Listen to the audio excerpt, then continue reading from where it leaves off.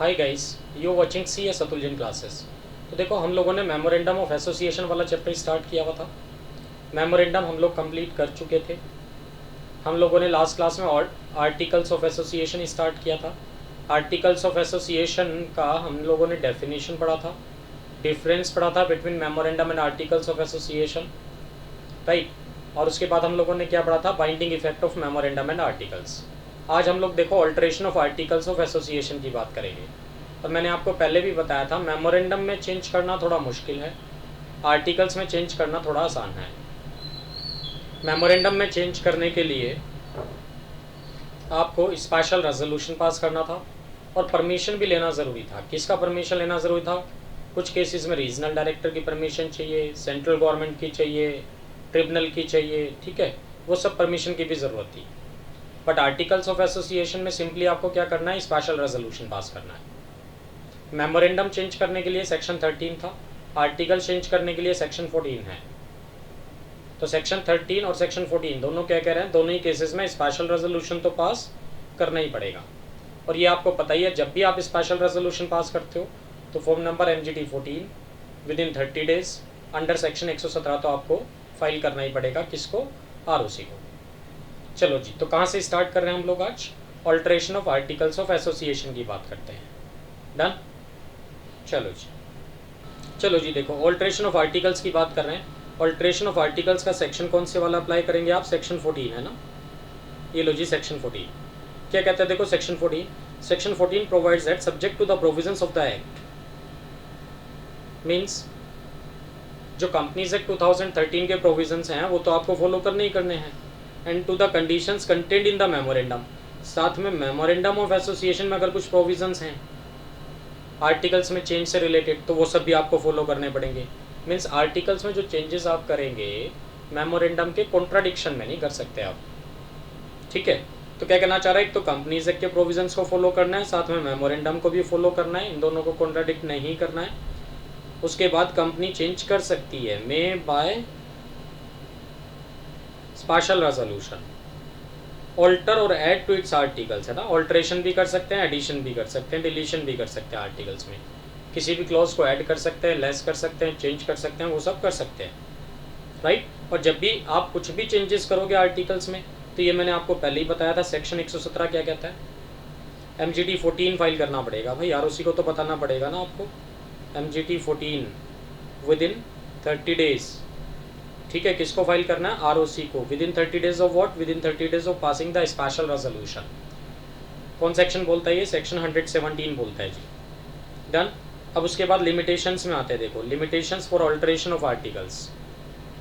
Articles में अगर alteration करना है तो उसकी क्या लिमिटेशंस हैं? तो नंबर 1 तो क्या कहना चाहता है, जो भी आप ऑल्ट्रेशन करोगे या चेंजेस करोगे must not exceed the power given by memorandum. समझते हैं बात? मतलब जो भी ऑल्ट्रेशन करोगे मेमोरेंडम के बाहर नहीं जाना चाहिए, ठीक है। इन केस ऑफ कन्फ्लिक्शन, अगर कुछ कन्फ्लिक्शन राइज हुआ भी, कॉन्ट्राडिक्शन राइज हुआ भी, तो विच वन टू प्रीवेल? कहते हैं मेमोरेंडम शैल प्रीवेल। तो हम लोग पहले भी पढ़ चुके थे कि सबसे पहले तो क्या है जी, देखो कंपनीज एक्ट है, उसके बाद क्या होता है मेमोरेंडम ऑफ एसोसिएशन, उसके बाद क्या होता है आर्टिकल्स ऑफ एसोसिएशन। आप मेमोरेंडम में ऐसा कुछ भी चेंज नहीं करेंगे जो कॉन्ट्राडिक्ट करे कंपनीज एक्ट को, ऐसे ही आप आर्टिकल्स में ऐसा कुछ भी चेंज नहीं करेंगे जो कॉन्ट्राडिक्ट करे इसको मेमोरेंडम को, या फिर कॉन्ट्राडिक्ट करे किसको? कंपनीज एक्ट को। क्योंकि जो आर्टिकल्स है वो तो सबऑर्डिनेट था किसका? मेमोरेंडम का भी और कंपनीज एक्ट का भी, राइट। चलो ठीक है। सेकंड पॉइंट में क्या कहना चाहते हैं, तो फर्स्ट पॉइंट तो क्या हुआ कि मेमोरेंडम को आप ओवर रूल नहीं कर सकते, कॉन्ट्राडिक्ट नहीं कर सकते। सेकंड पॉइंट में क्या कहना चाह रहा है, must not be inconsistent with any provisions of the companies act. It means companies act को भी कॉन्ट्राडिक्ट नहीं करेंगे आप, और एनी अदर इंस्टीट्यूट को भी कॉन्ट्राडिक्ट नहीं करेंगे। एनी अदर इंस्टीट्यूट मतलब एनी अदर लॉ, किसी दूसरे लॉ को भी आप कॉन्ट्राडिक्ट नहीं कर सकते। फॉर एग्जाम्पल क्या कहता है, देखो, the director authorising the director to register the transfer of shares without any instrument of transfer. क्या आप ऐसा कर सकते हैं? मतलब क्या किया आपने, आर्टिकल्स में चेंज करके ये स्पेसिफाई कर दिया कि भाई कंपनी का डायरेक्टर अपनी मर्जी से शेयर ट्रांसफ़र कर सकता है बिना शेयर ट्रांसफ़र डीड के। इट मीन्स वो ये कहना चाह रहा है ट्रांसफर ओरली बोल दे बस डायरेक्टर को, और डायरेक्टर शेयर ट्रांसफर कर दे। शेयर ट्रांसफर डीड फाइल करने की ज़रूरत नहीं है, ऐसा लिख दिया आर्टिकल्स में। क्या आप ऐसा कर सकते हैं? नहीं, क्योंकि कंपनी से क्या कहता है भैया, शेयर ट्रांसफर करने हैं, अगर फिजिकल शेयर ट्रांसफर करने हैं तो शेयर ट्रांसफर डीड फाइल करना ज़रूरी है। समझ गए? कौन सा फॉर्म होता था वो share transfer form? SH7 right, या SH4? हाँ जी, कौन सा फॉर्म था वो? SH7 था, SH4 था? सोच लो एक बार, SH7 था ना? नहीं, SH7 किसके लिए था? SH7 तो भैया चेंजेस इन कैपिटल के लिए होता था, कैपिटल में अगर चेंजेस कर रहे हो तो, है ना। शेयर ट्रांसफर फॉर्म कौन सा था? SH4 था। ये था ट्रांसफर फॉर्म, ट्रांसफर डीड। तो क्या आप ऐसा कुछ आर्टिकल्स में लिख सकते हैं? क्या लिख दिया आपने कि भाई ट्रांसफर डीड फाइल करने की ज़रूरत नहीं है, जिसको भी अपने शेयर ट्रांसफ़र करने हो ओरली बस एक बार फ़ोन कर देना, बात खत्म होगी। आर्टिकल्स में आपने ऐसे स्पेसिफाई कर दिया। बट कंपनी से क्या कहता है, नहीं भाई फिजिकल शेयर ट्रांसफ़र करना है तो SH4 तो फाइल करना ही पड़ेगा। तो क्या आप कंपनी से को ओवररूल कर सकते हैं? नहीं। देखो आर्टिकल्स में provide that a matter should be pass bye special resolution. Articles में क्या लिख के छोड़ दिया आपने? ये स्पेशल रेजोल्यूशन से पास करना है इस मैटर को, जबकि एक्ट में क्या लिखा है कि ऑर्डिनरी रेजोल्यूशन से काम चल जाएगा। तो क्या आप ऐसा कर सकते हैं? कंपनीज एक्ट में तो क्या लिखा है, ऑर्डिनरी रेजोल्यूशन से काम चल जाएगा, बट आपने आर्टिकल्स में क्या लिखा? नहीं स्पेशल रेजोल्यूशन से पास करेंगे जी इसको। आप ऐसा भी कुछ नहीं कर सकते, right, unless the companies act provide otherwise. C point में आ जाओ जी, क्या कहता है? It should not be in a fraud on minority. Articles में आप ऐसा कोई भी चेंज नहीं करेंगे जो फ्रॉड ऑन माइनॉरिटी है, या उससे हार्डशिप हो रही है किसको? माइनॉरिटी को, without any corresponding benefit to the company as a whole, right. The court will not interfere unless the alteration could reasonably be considered as being not for the benefit of the company. मतलब क्या कहना चाह रहा है कि court interfere नहीं करेगा अगर कंपनी के बेनिफिट के लिए है अल्टरेशन, तो अदरवाइज कोर्ट इंटरफेयर कर सकता है। डी पॉइंट में क्या कहता है जी? It must not be illegal. तो हम लोग पढ़ क्या रहे हैं? आर्टिकल्स में अगर आप चेंजेस करना चाहते हैं तो उसकी क्या कंडीशंस हैं ना। तो कंडीशन नंबर 1 एक बार रिपीट करो, क्या कहा था? मेमोरेंडम के बाहर नहीं जाना चाहिए। दूसरे में हमने क्या पढ़ा? सेकंड पॉइंट में एक्ट के बाहर नहीं जाना चाहिए। कौन सा एक्ट? चाहे कंपनीज एक्ट हो चाहे एनी अदर एक्ट हो। थर्ड वन, फ्रॉड नहीं होना चाहिए माइनॉरिटी पे, है ना। नंबर 4, इलीगल नहीं होना चाहिए। इलीगल मतलब which is prohibited by law, ऐसा कुछ नहीं होना चाहिए। लाइक फॉर एग्जांपल क्या कह रहे हैं जी? डी पॉइंट में देख लो एक बार, alter the article so as to give power to issue kind of shares which can not be issued. Means आपने आर्टिकल्स में कुछ इस तरह के शेयर स्पेसिफाई कर दिए जो कंपनी से मना करता है शेयर इशू करने के लिए। लाइक फॉर एग्जांपल आप ऐसे समझ लो, देखो आज की डेट में भी आप DVR तो इशू कर सकते हो। DVR का मतलब क्या होता है? डिफरेंशियल वोटिंग राइट्स, ठीक है ना, डिफरेंशियल वोटिंग राइट्स होता है, ठीक है। DVR तो आप इशू कर सकते हो, डिफरेंशियल वोटिंग राइट वाले शेयर्स। बट आज भी शेयर्स विदाउट वोटिंग राइट वाले तो आप शेयर इशू कर ही नहीं सकते, इक्विटी शेयर्स। तो मैंने आर्टिकल्स में क्या लिख दिया कि हमारी company equity shares without voting right वाले इशू कर सकती है। कंपनीज एक्ट मना करता है, आप इस तरह के शेयर इशू नहीं कर सकते, और अगर आपने ऐसा कुछ किया तो ये तो इलीगल हो जाएगा। तो वोटिंग राइट को आप रेस्ट्रिक्ट कर सकते हो, वेरिएट कर सकते हो, बट प्रोहिबिट कर दो कि हम इन शेयर्स पे आपको वोटिंग राइट देंगे ही नहीं, ऐसा नहीं हो सकता। डन, चलो जी। तो issue kind of shares which can not be issued, है ना, विच can not be issued.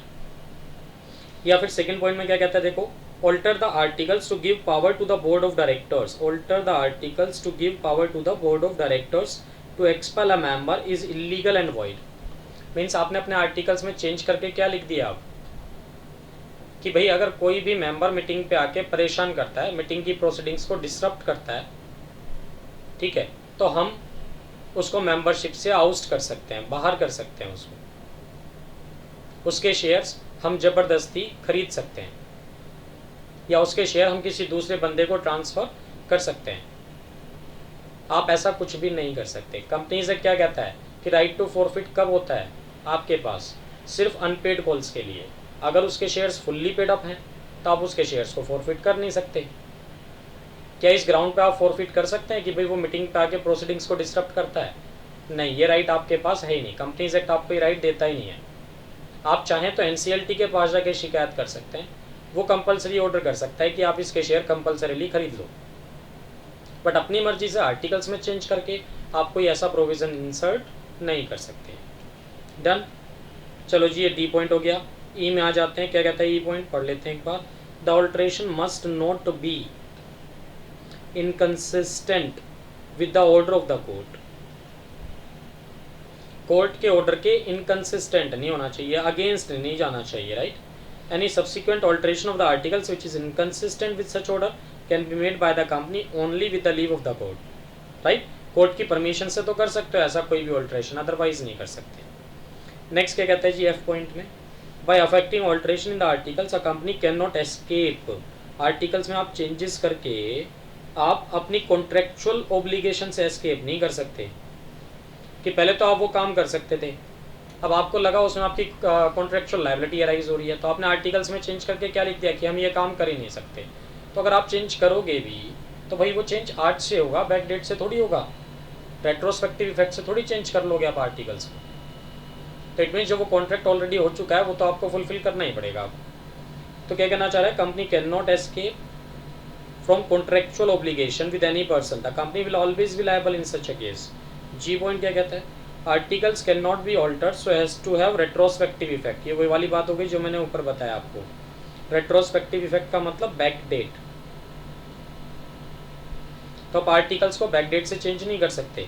The articles only operate from the date of amendment, तो जिस डेट को आपने आर्टिकल चेंज किया था उसी डेट से इफेक्टिव होगा, बैक डेट से आप उसको इफेक्टिव नहीं कर सकते। From the date of amendment. चलो जी एच पॉइंट पे आ जाओ।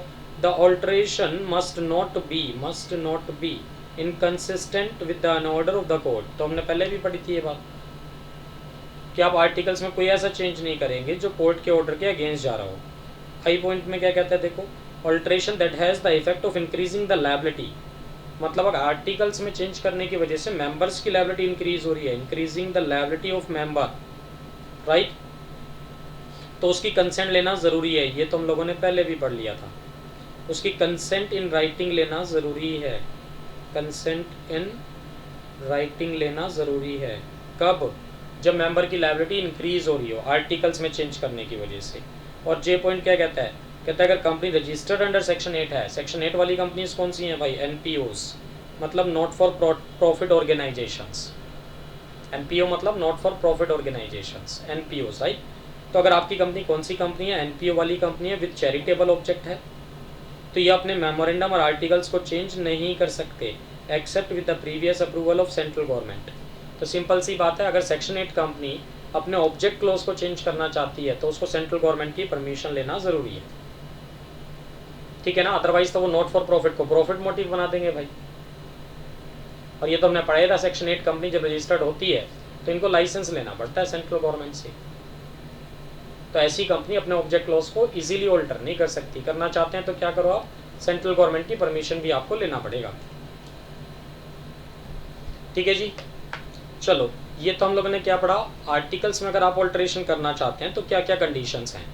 तो subject to these changes, subject to these conditions अब आर्टिकल्स में चेंजेस कर सकते हैं। हम लोग कहाँ गए देखो, कन्वर्जन ऑफ कंपनीज में। तो कन्वर्जन ऑफ कंपनीज में हम लोग क्या पढ़ रहे हैं, क्या पब्लिक को प्राइवेट या प्राइवेट को पब्लिक में कन्वर्ट करना चाहते हैं तो उसके लिए क्या प्रोसीजर है, ठीक। अब ये जो कन्वर्जन होता है ना भाई, ये दो तरह का होता है। सबसे पहली बात तो देखो हम लोग क्या डिस्कस कर रहे हैं, कन्वर्जन ऑफ कंपनीज।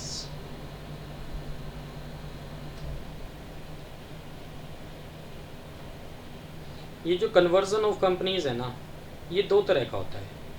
एक तो होता है ऑटोमेटिक कन्वर्जन, ऑटोमेटिक कन्वर्जन, इसको आप कन्वर्जन बाय डिफॉल्ट भी बोल सकते हैं, कन्वर्जन बाय डिफॉल्ट भी बोल सकते हैं, ठीक है जी। दूसरा कन्वर्जन क्या होगा, कन्वर्जन या डेलिब्रेट कन्वर्जन कह सकते हैं, डेलिब्रेट कन्वर्जन। इसको आप कन्वर्जन बाय वोल्यूशन भी बोल सकते हैं, कन्वर्जन बाय वोल्यूशन, समझते हैं। तो दो तरह के कन्वर्जन है, कन्वर्जन बाय डिफॉल्ट, दूसरा कन्वर्जन बाय वोल्यूशन। वोल्यूशन का मतलब क्या हुआ, अपनी इच्छा से, स्वेच्छा से, है ना। तो पहले वाले केस में तो क्या होगा, आपने कुछ डिफॉल्ट कर दिए तो ऑटोमेटिकली आपकी कंपनी क्या हो जाएगी, पब्लिक कंपनी में कन्वर्ट हो जाएगी। और कन्वर्जन बाय वोल्यूशन का मतलब डिफॉल्ट वगैरह आपने कुछ नहीं किया, आप अपनी मर्जी से कन्वर्ट करना चाहते हो। तो लाइक जैसे हम लोगों ने पढ़ा था सेक्शन 2 क्लोज 71, अगर आपको याद हो तो किस चीज़ का था भाई सेक्शन 2 क्लोज 71? ये डेफिनेशन देता था आपको किस चीज़ की, डेफिनेशन ऑफ पब्लिक कंपनी की। और क्या बोलता था ये सेक्शन 2 क्लोज 71? इसमें एक बात ये भी लिखी थी, एक बात इसमें ये भी लिखी थी 2 क्लोज 71 में कि public company means a company which is not a private company. पढ़ा था हम लोगों ने शायद, विच is not a private company. Done, ठीक है जी। तो 2 क्लोज 71 देखो मेरे सामने, मैं पढ़ देता हूँ एक बार आपको डेफिनेशन एग्जैक्टली लिखा गया है 2 क्लोज 71 में। 2 क्लोज 71 क्या कहता है, देखो public company means a company which, A clause में लिखा है is not a private company, and B point में क्या लिखा है, has the minimum paid up share capital as may be prescribed. तो ए पॉइंट में लिख दिया, क्या लिख दिया, which is not a private company. और देखो ये छोटी सी बात नहीं है, वो क्या कहना चाह रहा है, पब्लिक कंपनी का मतलब कहते हैं जो प्राइवेट नहीं है वो पब्लिक है। देखने में इतनी छोटी बात है बट बड़ी गहरी बात छिपी है इस केस में। तो क्या कहना चाह रहा है, which is not a private company का मतलब। अब पहले प्राइवेट कंपनी की डेफिनेशन पढ़ो जी, वो कहाँ दी हुई थी, सेक्शन 2 क्लोज 68 में, अगर आपको याद हो तो प्राइवेट कंपनी की जो डेफिनेशन थी 2 क्लोज 68 में थी, उसमें आपको याद होगा 3 कंडीशन दी हुई थी 2 क्लोज 68 की। क्या लिखा था उन 3 कंडीशन में, सबसे पहले वाली कंडीशन थी जी रेस्ट्रिक्शन, नंबर 2 क्या था, लिमिटेशन, नंबर 3 क्या होता था, प्रोहिबिशन। तो रेस्ट्रिक्शन किस चीज पे थी, ट्रांसफर पे, ट्रांसफर ऑफ शेयर्स पे। लिमिटेशन किस चीज पे थी, नंबर ऑफ मेंबर्स पे, कि मोर देन 50 हो ही नहीं सकते, not more than 50, not more than 50 की 200, कितना हो गया था भाई, अब तो 200 हो गया था ना ये, तो नॉट मोर देन 200 हो ही नहीं सकते, नॉट मोर देन 200 है ना। और प्रोहिबिशन किस चीज पे था, पब्लिक इशू पे, कि आप पब्लिक इशू निकाल ही नहीं सकते। तो 2 क्लोज 68 क्या बोलता था, प्राइवेट कंपनी की 3 कंडीशन थी जी, है ना। तो 2 क्लोज 71 क्या कहना चाह रहा है कि पब्लिक कंपनी वो कंपनी है जो प्राइवेट नहीं है।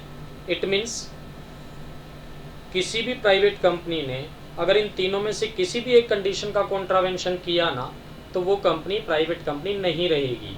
ये बात बोलना चाह रहा है कौन, 2 क्लोज 71। तो 2 क्लोज 68 में हम लोग क्या पढ़ते थे कि अगर आप प्राइवेट कंपनी हो तो आप अपने आर्टिकल्स में ये 3 बातें लिखोगे, और सिर्फ लिखोगे नहीं, इनको फॉलो भी करना है।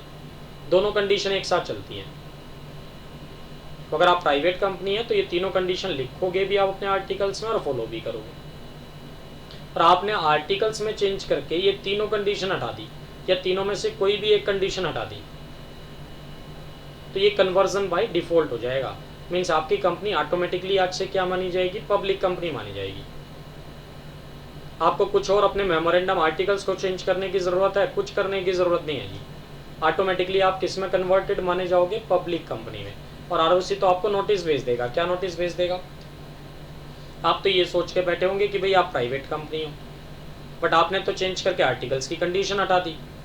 तो आरओसी तो ये कहेगा आप बीइंग अ प्राइवेट कंपनी, आप इन सेक्शंस की जो एग्जाम्पशंस ले रहे थे ना, तो जिस डेट को आपने अपने आर्टिकल्स में ऑल्ट्रेशन कर दिया तो उस डेट से तो आप पब्लिक कंपनी बन गए। इट मीन्स उन सेक्शन की एग्जाम्पशन तो आपको मिलना नहीं चाहिए, तो उन सब सेक्शन के कॉन्ट्रावेंशन के लिए पेनल्टीज आ जाएंगी, आपके लिए नोटिस आ जाएगा। आप कहोगे नहीं सर हम तो प्राइवेट कंपनी है, तो बट आरओसी क्या कह रहा है कि भाई प्राइवेट कंपनी है तो आपके आर्टिकल्स में तो 2 क्लोज 68 की कंडीशन होनी चाहिए, और वो आपके आर्टिकल्स में है नहीं। इट मीन्स आप प्राइवेट नहीं हो, ये आपका भ्रम है, ये आप पब्लिक कंपनी हो, ये मतलब है। तो ये क्या हो जाएगा, कन्वर्जन बाय डिफॉल्ट हो जाएगा, ऑटोमेटिक कन्वर्जन हो जाएगा ये रहा। तो कन्वर्जन बाय डिफॉल्ट का मतलब क्या निकला, नेट इफेक्ट। नेट इफेक्ट निकला भैया 2 क्लोज 68 की अगर इन तीनों में से किसी भी एक कंडीशन का आप कॉन्ट्रावेंशन कर दोगे, या तीनों में से कोई भी एक कंडीशन हटा दोगे आप अपने आर्टिकल्स में से चेंज करके, तो उस डेट से आप प्राइवेट नहीं पब्लिक कंपनी माने जाओगे बाय डिफॉल्ट, राइट। और कन्वर्जन बाय वोल्यूशन का मतलब तो ये है जी, आप अपनी मर्जी से कन्वर्ट कर रहे हो, तो मर्जी से कन्वर्ट करना तो फुल प्रोसीजर फॉलो करना पड़ेगा आपको। मेमोरेंडम में भी चेंज करना पड़ेगा, आर्टिकल्स में भी चेंज करना पड़ेगा, जनरल मीटिंग भी बुलानी पड़ेगी, स्पेशल रेजोल्यूशन भी पास करना पड़ेगा, वो सब प्रोसीजर फॉलो करना पड़ेगा। क्लियर है जी बात शॉर्ट में? चलो अब एक बार पढ़ लेते हैं नोट से।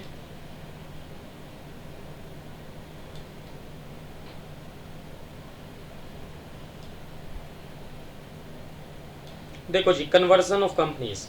तो देखो कन्वर्जन ऑफ कंपनीज में अगेन इसने क्या बताया हमें, दो तरह के कन्वर्जन है, ऑटोमेटिक एंड डेलिब्रेट।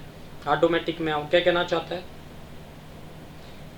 कि where a private company makes a default in complying with section 2 clause 68, right, with the essential statutory requirements, that is if its members exceed 15, 200 हो गए थे तो, है ना।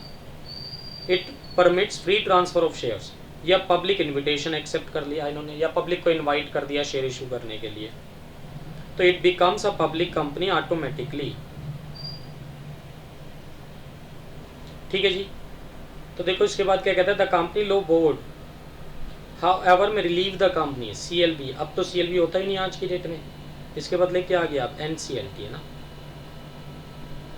कहते हैं जो ट्रिब्यूनल है, NCLT मतलब नेशनल कंपनी लॉ ट्रिब्यूनल, में relieve the company from being treated as public company. हाँ, अगर आप NCLT के पास जाके गिड़गड़ाओगे सर गलती हो गई, गलती से हो गया, ये इंटेंशनली नहीं हुआ, तो वो चाहे तो आपको रिलीव कर सकता है, राइट। अगर उसको लगता है, ट्रिब्यूनल को लगता है that default was due to inadvertence और एक्सीडेंट और सम अदर सफिशिएंट कॉज, अगर उसको लगता है इंटेंशनली नहीं है तो वो आपको रिलीव कर सकता है, अदरवाइज वो तो आपके ऊपर पेनल्टी लगा देगा और आपको पब्लिक कंपनी मान लेगा। It is to be noted that a private company which becomes a public company automatically by virtue of the above provision, ठीक है ना, that a private company which becomes a public company automatically by virtue of above provision need not to comply with any legal formality। तो मैंने आपको पहले ही बता दिया कि आपको कोई लीगल फॉर्मेलिटी फुलफिल करने की ज़रूरत नहीं है, आप ऑटोमेटिकली पब्लिक कंपनी माने जाएंगे। It can have restriction on transfer of shares, कि चाहे पढ़िए आपके आर्टिकल्स में रेस्ट्रिक्शन लिखी हुई हो आज भी, ठीक है, या फिर पब्लिक सब्सक्रिप्शन के लिए भी प्रोहिबिशन लिखी हुई है, आप अपनी फॉर्म में या कंपनी में आज भी मान लो 2 ही मेंबर रखे हुए हो, 2 ही डायरेक्टर रखे हुए हो, क्योंकि पब्लिक कंपनी में तो देखो मेंबर कम से कम 7 चाहिए और डायरेक्टर कम से कम 3 चाहिए, तो आपको अपने नंबर ऑफ मेंबर्स या डायरेक्टर्स को भी बढ़ाने की ज़रूरत नहीं है। डन। चलो डेलिब्रेट कन्वर्जन पे आ जाते हैं। डेलिब्रेट कन्वर्जन का मतलब आप अपनी मर्जी से कन्वर्ट करना चाहते हो पब्लिक टू प्राइवेट या प्राइवेट टू पब्लिक में, तो क्या होगा। डन। तो डेलिब्रेट कन्वर्जन की बात कर लेते हैं। क्या कहते हैं, देखो कि अगर प्राइवेट कंपनी है आपकी, ठीक है, प्राइवेट कंपनी है, उसको आप कन्वर्ट करना चाहते हैं किसी पब्लिक कंपनी में, तो क्या करो, सबसे पहले तो कहता है जी बोर्ड मीटिंग करो, किस लिए, to fix the time date and place of general meeting, right, और एजेंडा वगैरह डिसाइड करो जनरल मीटिंग बुलाने के लिए। आर्टिकल्स में ऑल्ट्रेशन भी करना पड़ेगा आपको, और जनरल मीटिंग पे कौन सा रेजोल्यूशन पास करना पड़ेगा आपको, special resolution. It should alter by special resolution the object clause, तो ऑब्जेक्ट क्लॉज भी चेंज करना पड़ेगा आपको मेमोरेंडम को, राइट। थर्ड वन क्या कहना चाहते हैं, the company has to see the change doesn't increase the liability, कि आपको ये भी चेक करना है कि आर्टिकल्स में चेंज करने की वजह से मेंबर्स की लायबिलिटी इंक्रीज ना हो रही हो, ठीक। अगर वो हो रही होगी तो रिटन कंसेंट भी लेना ज़रूरी है उनका, है ना। Does not increase the liability of any member. It must issue notice for general meeting, तो जनरल मीटिंग बुलाओगे तो उसके लिए नोटिस वगैरह तो दोगे। आप कितने दिन का नोटिस देते हो, 21 डेज क्लियर नोटिस देते हो भाई, है ना। और वो भी कम से कम कितने न्यूज़पेपर में, 2 न्यूज़पेपर में, एक इंग्लिश में और दूसरा वर्नैकुलर लैंग्वेज में, समझ गए ना। वर्नैकुलर लैंग्वेज में आप ये दे दोगे नोटिस, और साथ में एक्सप्लेनेटरी स्टेटमेंट लगाना बहुत ज़रूरी है अकॉर्डिंग टू सेक्शन 102 सबसेक्शन 1। क्यों लगाना एक्सप्लेनेटरी स्टेटमेंट ज़रूरी है, क्योंकि ये तो स्पेशल बिजनेस है अकॉर्डिंग टू सेक्शन 102 सबसेक्शन 2। तो हम लोग पढ़ते हैं जनरल मीटिंग वाले चैप्टर में, जब भी आप कोई स्पेशल बिजनेस ट्रांजेक्ट करोगे तो एक्सप्लेनेटरी स्टेटमेंट नोटिस के साथ भेजना बहुत ज़रूरी है, अनेक्स करना बहुत ज़रूरी है। अटैच करते थे, अनेक्स करते थे, अनेक्स करते थे। और स्पेशल बिजनेस क्या होता है, ये बात कहाँ लिखी है 1022 में। और जब भी स्पेशल बिजनेस ट्रांसैक्ट करोगे तो एक्सप्लेनेटरी स्टेटमेंट तो देना ही पड़ेगा, ये बात कहाँ लिखी है 102 सबसेक्शन 1 में। चलो जी 5th पॉइंट पे आ जाओ, क्या कहता है 5th पॉइंट अब, it will have to convene general meeting. तो जनरल मीटिंग तो आपको करनी ही पड़ेगी और स्पेशल रेजोल्यूशन भी पास करना पड़ेगा। किस लिए, for the purpose of alteration of memorandum and articles. तो मेमोरेंडम और आर्टिकल्स में चेंज भी करना पड़ेगा। और साथ में सेक्शन 2 क्लोज 68 की जो कंडीशंस है ना, कितनी कंडीशंस हैं 2 क्लोज 68 की, 3 कंडीशन जो हैं वो, तो तीनों कंडीशंस को हटाना पड़ेगा। Deleting those articles which are required to be included in the articles of a private company.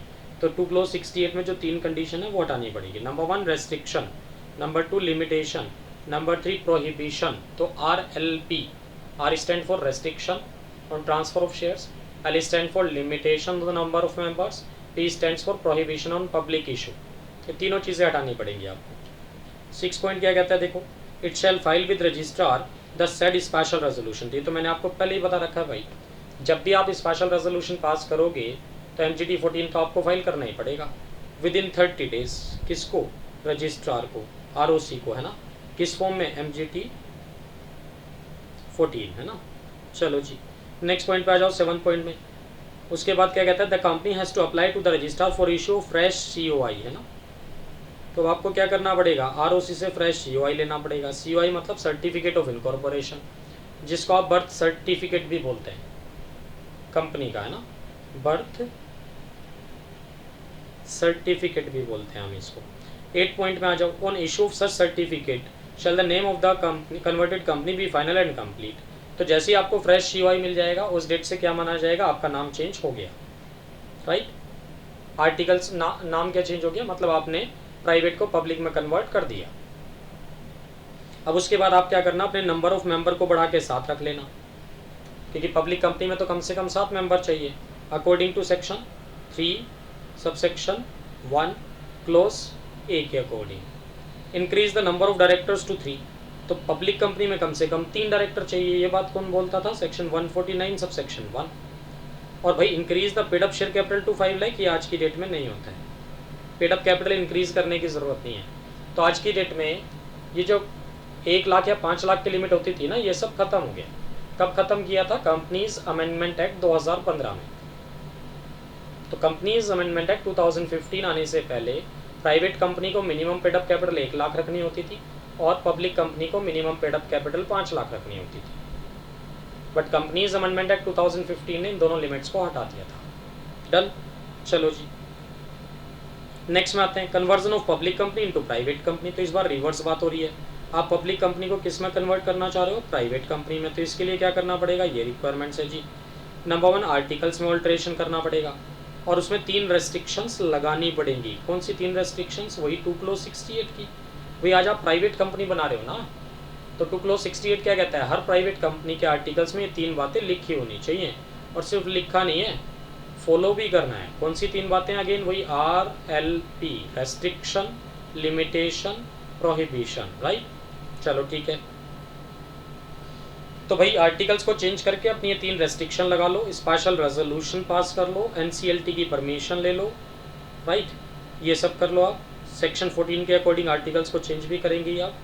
Changing the name there by adding the words private to its name. तो आप अपने नाम के साथ प्राइवेट वर्ड भी लगाएंगे आज से। नेक्स्ट पैराग्राफ में क्या कहता है, it should be noted that although the company becomes a private company as soon as the approval of NCLT for the conversion under section 14 is received but the change in its name becomes effective. कहते हैं change in name कब से effective होगा, only on the issue of fresh COI। कहते हैं जिस date को ROC आपको फ्रेश COI इशू कर देगा ना, सर्टिफिकेट ऑफ इनकॉर्पोरेशन, उस डेट से आपका नाम, उस डेट से आपका नया नाम अप्लाई हो जाएगा, राइट। ठीक है, इफेक्टिव हो जाएगा उस डेट से आपका नया नाम, ठीक है ना। तो नया नाम कैसे, नाम में क्या चेंज होगा, पब्लिक से प्राइवेट में जा रहे थे ना, तो पहले आपने नाम के साथ आपने प्राइवेट वर्ड ऐड नहीं किया होगा, अब प्राइवेट वर्ड भी ऐड करना पड़ेगा, तो नाम भी तो चेंज हो ही गया ना आपका। चलो जी, अब compulsory conversion of OPC into public और प्राइवेट कंपनी की बात करते हैं। तो इट मीन्स अब हम किसकी बात कर रहे हैं, कन्वर्जन ऑफ OPC की। ओपीसी मतलब वन पर्सन कंपनी। तो वन पर्सन कंपनी को अगर आप कन्वर्ट करना चाहते हैं किस में, पब्लिक कंपनी या प्राइवेट कंपनी में, तो क्या प्रोविजंस हैं ये हम लोग डिस्कस कर रहे हैं।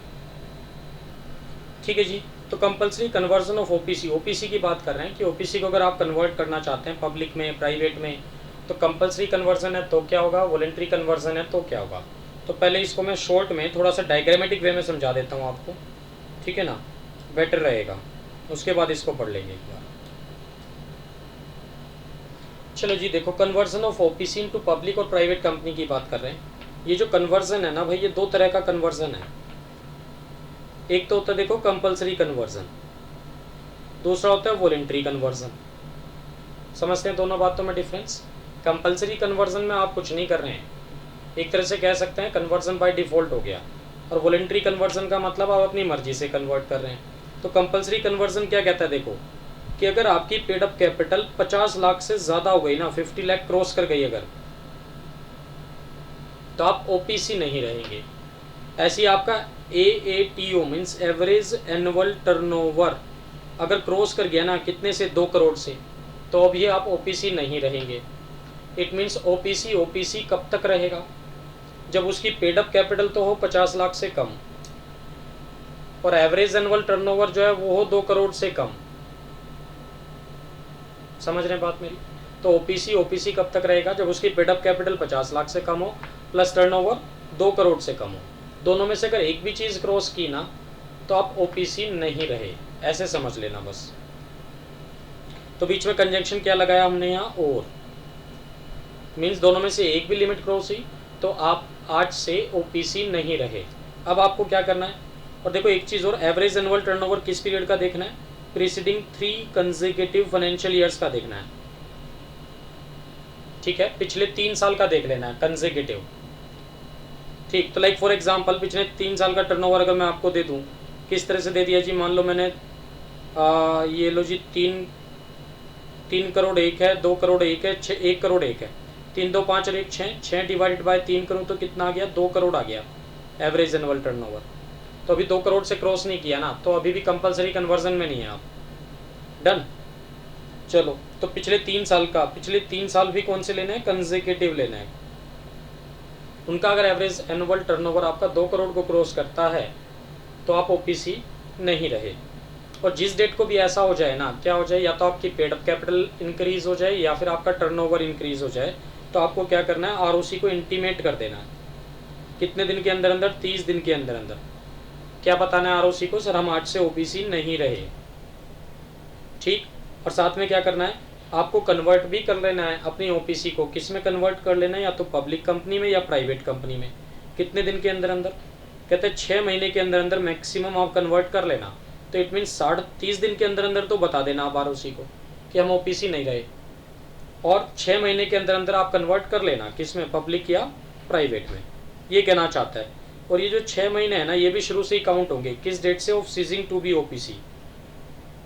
ऐसा नहीं है कि 30 प्लस 6 मंथ्स काउंट करोगे, तो फिर तो 6 महीने 30 दिन मिल जाएंगे आपको। तो 30 दिन भी कहाँ से काउंट कर रहे हैं, from the date it ceases to be an OPC. और 6 मंथ्स भी कहाँ से काउंट कर रहे हो, from the date it ceases to be an OPC, right. ठीक है, और उसके अलग आपको अल्ट्रेशन ऑफ मेमोरेंडम आर्टिकल्स तो करना ही पड़ेगा। रेजोल्यूशन, क्योंकि आपकी ओपीसी है तो रेजोल्यूशन तो पास हो नहीं सकता, एक ही मेंबर होगा। तो आप सिर्फ minutes of the meeting, MOM मतलब मिनट्स ऑफ द मीटिंग में लिख देंगे कि हाँ सर रेजोल्यूशन पास हो गया। तो रेजोल्यूशन पास करना नहीं है, सिर्फ क्या करेंगे आप, मिनट्स ऑफ द मीटिंग में लिख के छोड़ देंगे, हाँ सर रेजोल्यूशन तो पास हो गया। अपने मेंबर्स इंक्रीज कर लेना, डायरेक्टर्स इंक्रीज कर लेना। तो ये सब प्रोसीजर फॉलो करना पड़ेगा आपको। ठीक है जी। और अगर मैं वॉलेंट्री कन्वर्जन की बात करूँ, अपनी मर्जी से कन्वर्ट करना चाहते हैं अगर आप, तो उसमें 2 बातें हैं। विद इन 2 ईयर्स अगर करूँ from the date of COI, तो सर्टिफिकेट ऑफ इनकॉर्पोरेशन मिलने के अगर 2 साल के अंदर अंदर चेंज करना चाहता हूँ तो कहता कर ही नहीं सकते, नॉट पॉसिबल है। इट मीन्स 2 साल तक आप अपनी मर्जी से ओपीसी को पब्लिक या प्राइवेट में कन्वर्ट नहीं कर सकते। हाँ, डिफ़ॉल्ट कन्वर्जन हो जाए, कंपलसरी कन्वर्जन हो जाए, आपकी कैपिटल या टर्नओवर की लिमिट क्रॉस कर जाए तो बात अलग है, मर्जी से नहीं कर सकते। तो मर्जी से कब कर सकते हैं आप, सिर्फ 2 साल के बाद, राइट। तो yes, it can be done. उसके लिए प्रोसीजर आपको पता ही है कि रेजोल्यूशन पास करना तो है, बट ओपीसी में रेजोल्यूशन कैसे पास करोगे 1 मेंबर से, तो कहते हैं आपको रेजोल्यूशन पास करने की ज़रूरत नहीं है, बट सिर्फ मिनट्स ऑफ द मीटिंग में लिख देना कि हाँ रेजोल्यूशन पास हो गया। थर्ड वन, मेंबर्स इंक्रीज कर लेना, डायरेक्टर्स इंक्रीज कर लेना, मेमोरेंडम और आर्टिकल्स में चेंजेस कर लेना, राइट, ये सब चलेगा। तो अब एक बार देखो, ये तो मैंने बाय एंड लार्ज आपको शॉर्ट में बता दिया पूरा प्रोसीजर, एक बार नोट्स से भी देख लेते हैं, कोई दिक्कत तो नहीं है सब कुछ वही वैसे जो नोट्स में लिखा है ना, बट फिर भी मैं एक बार जस्ट रीडिंग कर देता हूँ इसके लिए कि आपको नोट्स पढ़ने में भी दिक्कत ना है। लो जी, compulsory conversion of OPC into public company और प्राइवेट कंपनी, ठीक है ना, मिल गया। ये लो जी, क्या कहते हैं देखो, where the paid up capital है ना, paid up capital of an OPC exceed 50 lakh, या फिर इसका जो टर्नओवर था ये सब मैंने आपको बताई है, 2 करोड़ से क्रॉस कर गया, तो it shall cease to be entitled to continue as OPC. तो आज से ये ओपीसी नहीं रहा। और ये 2 करोड़ का टर्नओवर कब देखते हो आप? रेलेवेंट पीरियड में। रेलेवेंट पीरियड का मतलब क्या है यहाँ? Period of immediately preceding 3 consecutive financial years, right, ठीक है। Such OPC shall be required to convert itself within 6 months. कहता है 6 महीने के अंदर अंदर कन्वर्ट कर लेना, किस में? या तो पब्लिक में या प्राइवेट में। किसके 6 महीने के अंदर अंदर? जब आपका पेड अप कैपिटल इंक्रीज हुआ था या 50 लाख से क्रॉस कर गया था, है ना, या फिर आपका एवरेज एनुअल टर्नओवर जो है वो 2 करोड़ क्रॉस कर गया था, तो उसके 6 महीने के अंदर अंदर कन्वर्ट कर लेना। और साथ में आप अपने डायरेक्टर्स को भी इंक्रीज कर लेना, मेंबर्स को भी इंक्रीज कर लेना, ये सब मैंने आपको बताया ही है, right. OPC shall alter its memorandum and articles, वो तो आप करेंगे। नेक्स्ट पैराग्राफ में आ जाओ, कहते the OPC shall within a period of 60 days, 60 दिन के अंदर अंदर बताना था ना किसको? आरओसी को। किस फॉर्म में बता देना है? इंक 5 में। बस ये बात, ये फॉर्म नहीं लिखा था मैंने यहाँ, ये लिख लेना आप। तो फॉर्म नंबर इंक 5 में बता देना है किसको? आरओसी को। क्या बता देना है? सर हम आज से ओपीसी नहीं रहे। और 6 महीने के अंदर अंदर फिर कन्वर्ट भी कर लेना था ना। कितने दिन के अंदर बताना था ये आपको? 60 डेज के अंदर। एक बार भाई डेज में कन्फ्यूज़न हो गया, चेक कर लेता हूँ मैं। यहाँ 60 डेज लिखे हैं मैंने, और मैंने यहाँ क्या लिखा है आपको जब डायग्राम बनाया तो 30 डेज लिखे हैं ना, यहाँ गड़बड़ हो गया थोड़ा सा, देखता हूँ 1 मिनट। ठीक है जी, देखो मैंने ये जो डायग्राम बनाया था ना, इसी में गलत लिख दिया। ये 30 डेज नहीं है भाई, ये 60 डेज हैं। इसको चेंज कर दो ना, ये 30 डेज नहीं है, ये 60 डेज हैं। ये लो जी, ठीक। तो किस फॉर्म में बताना है? इंक 5 में, INC 5 में। तो इन शॉर्ट 60 दिन के अंदर अंदर पहले तो आरओसी को बता दो कि हम ओपीसी नहीं रहे, और फिर 6 महीने के अंदर अंदर आप क्या करो? कंपनी को कन्वर्ट कर लो। किस में? या तो पब्लिक में या प्राइवेट में। ठीक है जी, यहाँ तक बात मेरी। चलो ठीक है जी, अगर आपने डिफ़ॉल्ट किया, ओपीसी ने डिफ़ॉल्ट किया, तो पेनल्टीज़ हैं, पेनल्टीज़ आप छोड़ सकते हैं ना। कहाँ तक याद रखोगे? नेक्स्ट क्या कहता है? Voluntary conversion of OPC into public और प्राइवेट कंपनी। अगर आप वॉलेंट्रीली कन्वर्ट करना चाहते हैं तो देखो क्या कहना चाह रहा है? नंबर ऑफ मेंबर्स को इंक्रीज करो, डायरेक्टर्स को इंक्रीज करो, राइट, ठीक है। Maintaining minimum paid up capital की रिक्वायरमेंट तो आज की डेट में होती नहीं है आपको, डन। और जब भी आप चेंज करेंगे, ओनली ये ध्यान रखना, only after the expiry of 2 years. तो वॉलेंट्री जब चेंज करेंगे 2 साल के बाद करेंगे, 2 साल से पहले आप चेंजेस कर ही नहीं सकते। 2 साल से पहले चेंजेस तो कन्वर्जन बाय डिफ़ॉल्ट में होगा, अगर आपकी कैपिटल क्रॉस कर जाती है या टर्नओवर क्रॉस कर जाता है। फिर क्या कहता है जी? Conversion of private company into OPC. अब ये रिवर्स बात कर रहा है। अभी तो हम बात कर रहे थे ओपीसी को कन्वर्ट कर रहे थे किस में? पब्लिक या प्राइवेट में। अभी क्या कह रहा है कि आप अपनी प्राइवेट कंपनी को अब क्या करना चाहते हैं भाई? आप अपनी प्राइवेट कंपनी को क्या करना चाहते हैं? आप कन्वर्ट करना चाहते हैं किस में? ओपीसी में। तो क्या करेंगे? कहते हैं private company other than a company registered under section 8, other than a company registered under section 8, मतलब सेक्शन 8 कंपनी को तो छोड़ दो, नहीं, उसके लिए तो आपने लाइसेंस ले रखा था सेंट्रल गवर्नमेंट से, उसमें उसको कन्वर्ट नहीं कर सकते आप। तो जो सेक्शन 8 कंपनीज हैं उनको आप ओपीसी में कन्वर्ट नहीं कर सकते, ये कहना चाह रहे हैं। अब private company other than section 8 company and having paid up capital कितना? 50 लाख और लेस। इट मीन्स वो ये कहना चाह रहा है अगर आप ओपीसी में जाना चाहते हो, तो मैंने अभी आपको बताया था ओपीसी के लिए आपकी पेड अप कैपिटल 50 लाख से कम होनी चाहिए और टर्नओवर भी 2 करोड़ से कम होना चाहिए। तो अगर आपकी पेड अप कैपिटल 50 लाख से कम है तो आप अपनी प्राइवेट कंपनी को ओपीसी में कन्वर्ट कर सकते हो, अदरवाइज नहीं। और साथ में एवरेज एनुअल टर्नओवर भी ना आपका पिछले 3 साल का 2 करोड़ से ज़्यादा नहीं होना चाहिए। अगर हुआ तो आप ओपीसी में कन्वर्ट नहीं कर सकते भाई, राइट। चलो ठीक है। और स्पेशल रेजोल्यूशन पास करना है आपको। अब एक बार बताओ ना, ओपीसी स्पेशल रेजोल्यूशन कैसे पास करेगा भाई, उसमें तो 1 मेंबर है, तो पास करने की ज़रूरत नहीं है। अच्छा नहीं, 1 मिनट, यहाँ तो रिवर्ट जा रहे थे ना हम लोग, प्राइवेट कंपनी को कन्वर्ट कर रहे थे ओबीसी में, तो स्पेशल रेजोल्यूशन तो पास आप आराम से कर ही सकते हैं, तो स्पेशल रेजोल्यूशन पास कर लेना, कोई दिक्कत नहीं है। Before passing such resolution the company shall obtain no objection from members and creditors. कहते हैं एनओसी भी ले लेना, किस किस से, मेंबर्स से एंड क्रेडिटर्स से, उन्हें तो कोई दिक्कत नहीं है भाई। मेंबर्स और क्रेडिटर्स से एनओसी ले लेना कि हम अपनी कंपनी को अब किस में कन्वर्ट कर रहे हैं, प्राइवेट कंपनी को ओपीसी में। The 1 person company shall file a copy of special resolution, ठीक है, तो कॉपी ऑफ स्पेशल रेजोल्यूशन भी फाइल करेंगे आप आरओसी को एमजीटी 14 में, वो तो पता ही है आपको। जब भी स्पेशल रेजोल्यूशन पास होगा तो भाई एमजीटी 14 तो आपको फाइल करना ही पड़ेगा with in 30 days under section 117, ये तो हमें पता ही है, ठीक है। और साथ में एक एप्लीकेशन भी फाइल कर देना इंक 6 में for its conversion into OPC, है ना। किसको फाइल कर देंगे, आरओसी को। और साथ में ये डॉक्यूमेंट्स लगा देना। क्या डॉक्यूमेंट्स लगाने, नंबर 1 डायरेक्टर्स लोग एक डिक्लेरेशन देंगे।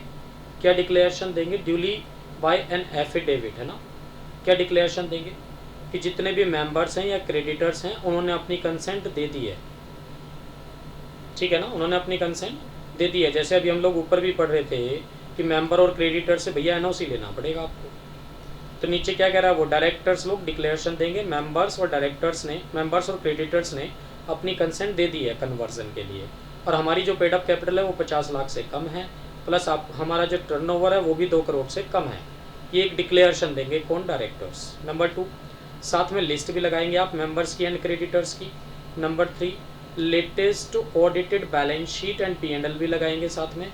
और साथ में क्या करेंगे, एनओसी जो लिया था ना आप लोगों ने, किससे, क्रेडिटर्स वगैरह से, तो साथ में वो भी लगाएंगे। ये सब चीज़ें किसको फाइल कर देंगे आप, आरओसी को। आरओसी अगर कन्विंस हो जाता है, सेटिस्फाई हो जाता है, तो वो आपको एक revised COI certificate of incorporation issue कर देगा, mentioning that now it has become an OPC, और इस डेट से आपकी ओपीसी, मतलब जो प्राइवेट कंपनी थी वो ओपीसी में कन्वर्टेड मानी जाएगी। ये था जी ये पूरा चैप्टर आर्टिकल्स ऑफ एसोसिएशन, ठीक है। तो ये memorandum and articles of association वाला पूरा चैप्टर यहाँ कंप्लीट हो जाता है हमारा विद प्रोसीजर, ठीक। इसमें मेमोरेंडम वाला पार्ट कुछ ज़्यादा ही इंपॉर्टेंट है, और उसमें भी ऑल्ट्रेशन ऑफ मेमोरेंडम कुछ ज़्यादा इंपॉर्टेंट है। मैं ये नहीं कह रहा हूँ आर्टिकल छोड़ देना, ऐसा नहीं है, इंपॉर्टेंट ये सब भी है, ठीक है। तो इतने रखते हैं जी आज के लिए हम लोग।